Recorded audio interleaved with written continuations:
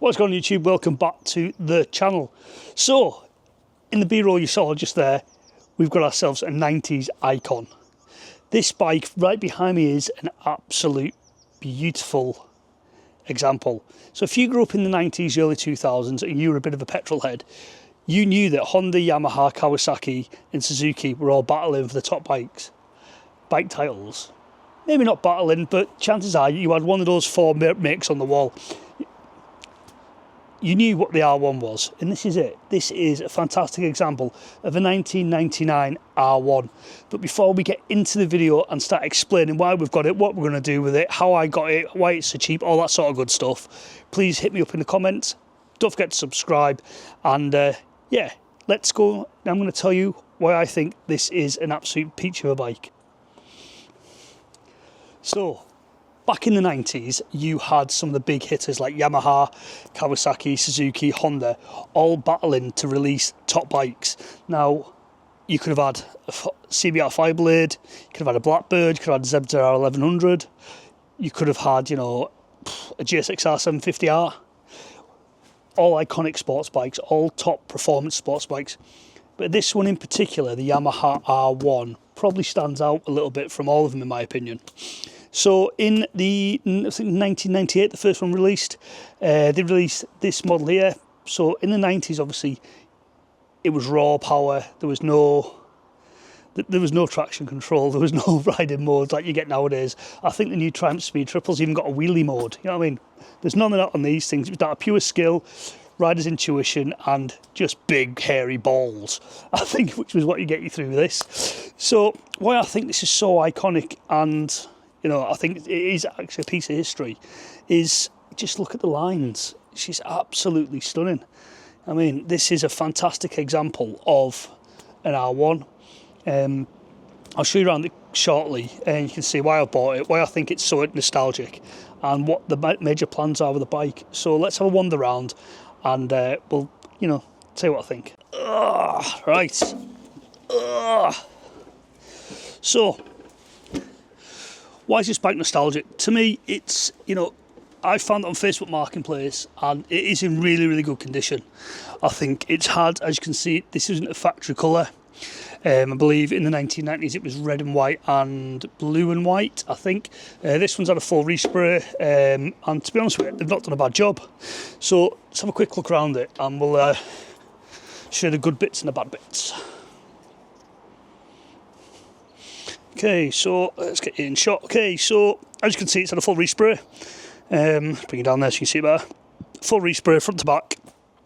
It's got some nice little upgrades on it. It's got the aftermarket grip, brake levers, and obviously clutch lever. Steering dampener. This wasn't factory quad lock, but most bikes have got them on now. Going down here, it's got a Maxton rear spring and suspension dampener. Obviously, it's had all the let's not drop the bike on the floor mark things and cause damage. What's it going to need? It's probably going to need a new rear chain from this side. Upgraded can on it. It's got Brembo's Brembo rear master cylinder, braided brake lines. It's got Brembo's on the front as well. Again, braided brake lines. But yeah, it's not in awful condition, to be honest with you. The only bad parts of the bike are really this part of the fairing when it's been damaged. It looks like it's been refilled, tried to fill it before, but that's something we'll have to have a look at fixing. But overall, I think, to be honest with you, it's quite in pretty good, it's not quite, it is in really good condition. And as usual, the rain starts. Perks living in Scotland, I guess. So, it sort of comes down to with the bike. So, I never actually said what the mileage was on it. So, the mileage currently is 42,000 miles on it. I think the bike's in pretty good nick, to be honest with you, for the mileage and the age. So, I think it really comes down to, like, why did I buy it? Well,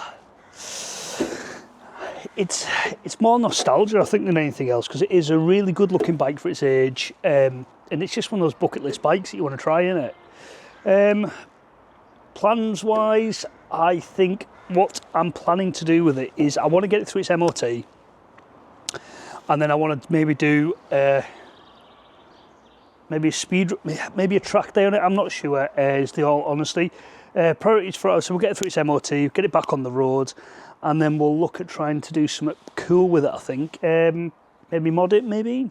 Let me know what you think. But all in all, that's my 1999 R1. It's a cracking bike. I think I've done all right for it. And if you got this far, you probably want to know what I paid for it. Well, I paid £1,000. I don't think it's bad. I don't think it's bad for the bike. I think that, you know, there are worse bikes out there. Do I think this is a good example?